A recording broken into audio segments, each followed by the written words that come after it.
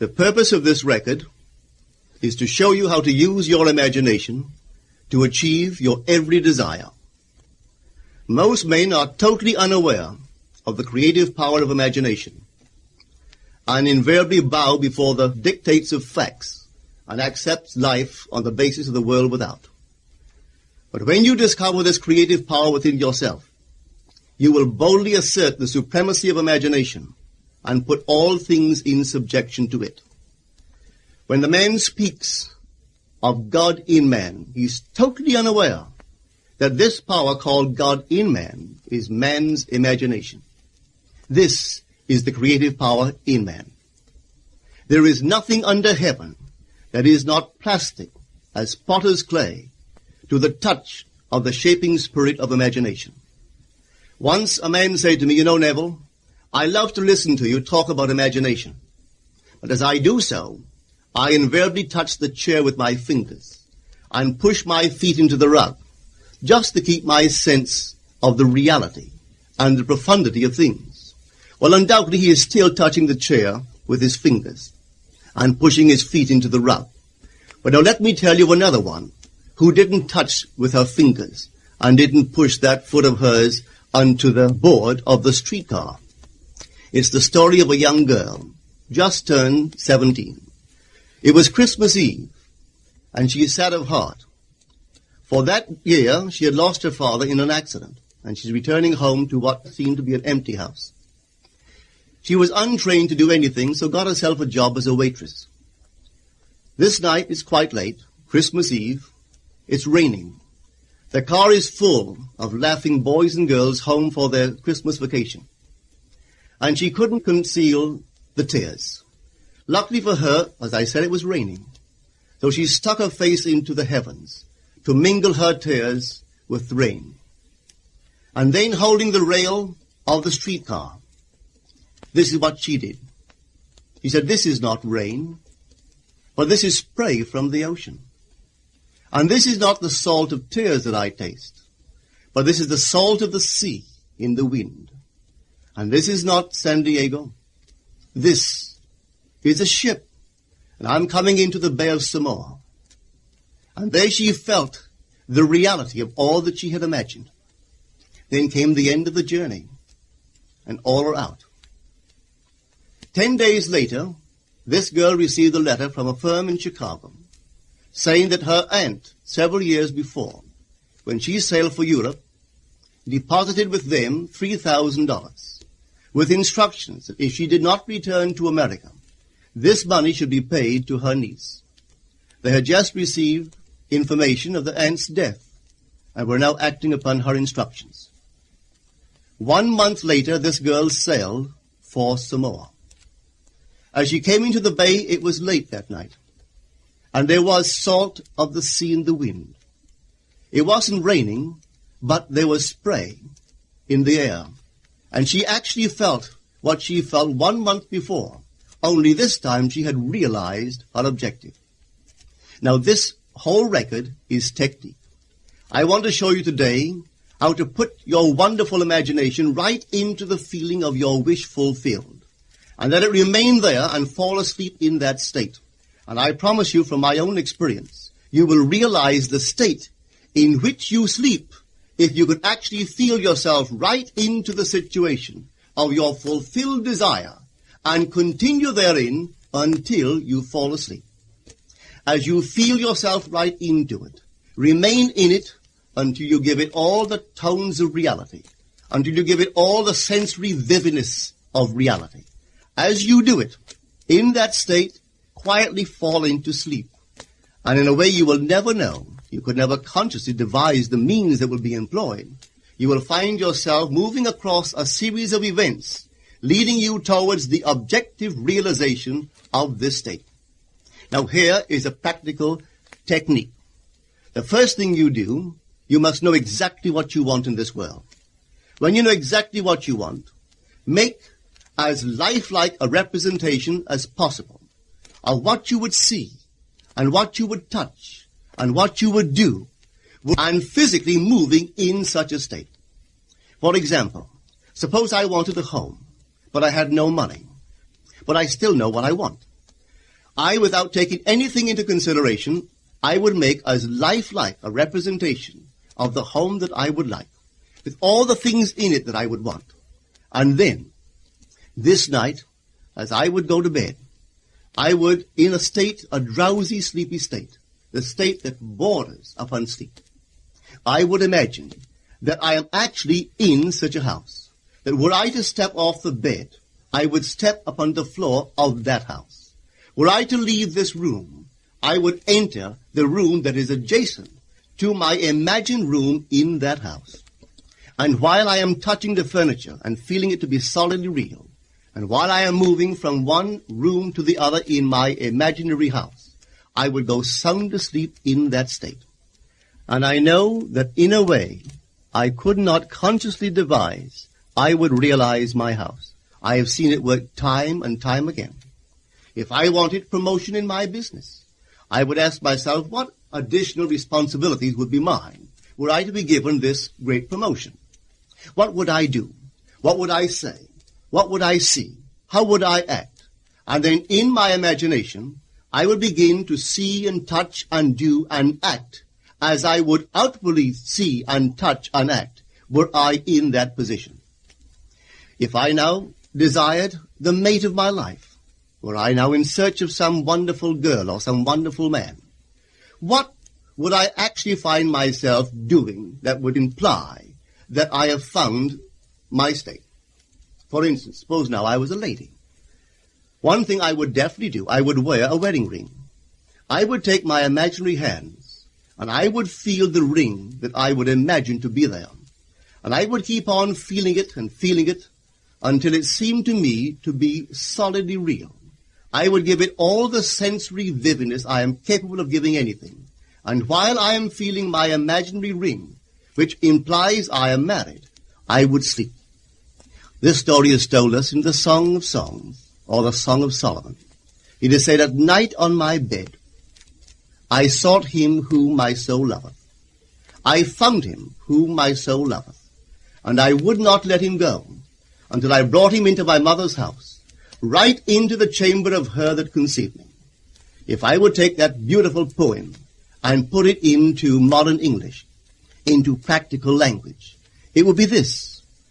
While sitting in my chair, I would feel myself right into the situation of my fulfilled desire. And having felt myself into that state, I would not let it go. I would keep that mood alive, and in that mood, I would sleep. That is, taking it right into my mother's chamber, into the chamber of her that conceived me. You know, people are totally unaware of this fantastic power of the imagination. But when man begins to discover this power within him, he never plays the part that he formerly played.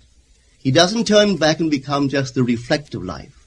From here on in, he is the affecter of life. The secret of it is to center your imagination in the feeling of the wish fulfilled and remain therein. For in our capacity to live in the feeling of the wish fulfilled lies our capacity to live the more abundant life. Most of us are afraid to imagine ourselves as important and noble individuals, secure in our contribution to the world, just because at the very moment that we start our assumption, reason and our senses deny the truth of our assumption. We seem to be in the grip of an unconscious urge, which makes us cling desperately to the world of familiar things and resist all that threatens to tear us away from our familiar and seemingly safe moorings. But I appeal to you to try it. If you try it, you will discover this great wisdom of the ancients, for they told it to us in their own strange, wonderful, symbolical form. But unfortunately, you and I misinterpreted their stories and took it for history when they intended it as instruction to simply achieve our every objective. You see, imagination puts us inwardly in touch with a world of states. These states are existent. They are present now. But they are mere possibilities while we think of them. But they become overpoweringly real when we think from them and dwell in them.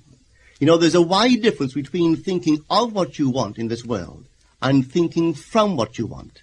Let me tell you, when I first heard of this strange and wonderful power of the imagination, it was in 1933 in New York City.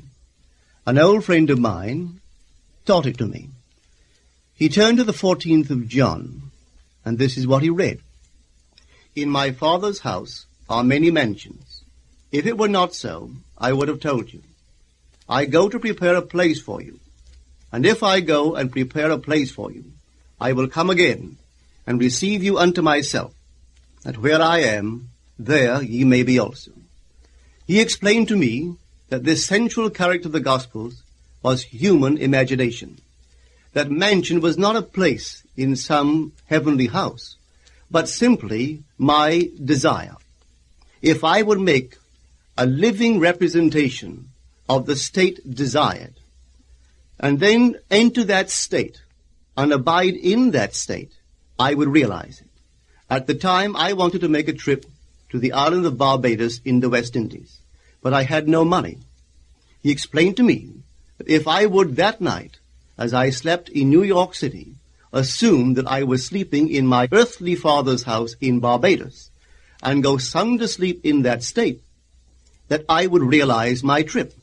Well, I took him at his word and tried it. For 1 month, night after night, as I fell asleep, I assumed I was sleeping in my father's home in Barbados. At the end of my month, an invitation from my family came, inviting me to spend the winter in Barbados. I sailed for Barbados the early part of December of that year. From then on, I knew I had found this Savior in myself. The old man told me that it would never fail. Even after it happened, I could hardly believe that it would not have happened anyway. That's how strange this whole thing is. On reflection, it happens so naturally. You begin to feel or to tell yourself, well, it would have happened anyway. And you quickly recover from this wonderful experience of yours. It never failed me if I would give the mood, the imagined mood, sensory vividness. I could tell you unnumbered case histories to show you how it works. But in essence, it's simple. You simply know what you want. When you know what you want, you are thinking of it. That is not enough. You must now begin to think from it. Well, how could I think from it? I am sitting here, and I desire to be elsewhere. How could I, while sitting here physically, put myself in imagination at a point in space removed from this room and make that real to me? Quite easily. My imagination puts me in touch inwardly with that state. I imagine that I am actually where I desire to be. Now, can I tell that I am there? There is only one way to prove that I am there. For what a man sees when he describes his world is as he describes it relative to himself. So what the world looks like depends entirely upon where I stand when I make my observation. So if, as I describe my world, it is related to that point in space I imagine that I am occupying, then I must be there. I am not there physically, no, but I am there in my imagination, and my imagination is my real self. And where I go in imagination and make it real, there I shall go in the flesh also. When in that state I fall asleep, it is done. I have never seen it fail. So this is the simple technique on how to use your imagination to realize your every objective. Here is a very healthy and productive exercise for the imagination. Something that you should do daily. Daily relive the day as you wish you had lived it, revising the scenes to make them conform to your ideals. For instance, suppose the day's mail brought disappointing news. Revise the letter. Mentally rewrite it and make it conform to the news you wish you had received. Or suppose you didn't get the letter you wish you had received. Write yourself the letter and imagine that you received such a letter. Let me tell you a story that took place in New York not very long ago. In my audience sat this lady who had heard me numberless times. I was telling the story of revision, that man, not knowing the power of imagination, He goes to sleep at the end of his day, tired and exhausted, accepting as final all the events of the day. And I was trying to show that man should, at that moment, before he sleeps, he should rewrite the entire day and make it conform to the day he wished he had experienced. Here is the way a lady wisely used this law of revision. It appears that 2 years ago, she was ordered out of her daughter-in-law's home. For 2 years there was no correspondence. She had sent her grandson at least 24 presents in that interval, but not one was ever acknowledged. Having heard the story of revision, this is what she did. As she retired at night, she mentally constructed 2 letters. One she imagined coming from her grandson, and the other from her daughter-in-law. In these letters they expressed deep affection for, and wondered why she had not called to see them. This she did for 7 consecutive nights, holding in her imaginary hand the letter she imagined she had received, and reading these letters over and over until it aroused within her the satisfaction of having heard. Then she slept. On the 8th day, she received a letter from her daughter-in-law. On the inside there were 2 letters, one from her grandson and one from the daughter-in-law. They practically duplicated the imaginary letters that this grandmother had written to herself 8 days before. This art of revision can be used in any department of your life. Take the matter of health. Suppose you were ill. Bring before your mind's eye the image of a friend. Put upon that face an expression which implies that he or she sees in you that which you want the whole world to see. Just imagine he is saying to you that he has never seen you look better, and you reply, I have never felt better. Suppose your foot was injured. Then do this. Construct mentally a drama which implies that you are walking, that you're doing all the things that you would do if the foot was normal, and do it over and over and over until it takes on the tones of reality. Whenever you do in your imagination that which you would like to do in the outer world, that you will do in the outer world. The one requisite is to arouse your attention in a way and to such intensity that you become wholly absorbed in the revised action. You will experience an expansion and refinement of the senses by this imaginative exercise, and eventually achieve vision in the inner world. The abundant life promised us is ours to enjoy now, but not until we have the sense of the Creator as our imagination can we experience it. Persistent imagination, centered in the feeling of the wish fulfilled, is the secret of all successful operations. This alone is the means of fulfilling the intention. Every stage of man's progress is made by the conscious, voluntary exercise of the imagination. Then you will understand why all poets have stressed the importance of controlled, vivid imagination. Listen to this one by the great William Blake. In your own bosom you bear your heaven and earth, and all you behold, though it appears without, it is within, in your imagination, of which this world of mortality is but a shadow. Try it, and you too will prove that your imagination is the Creator.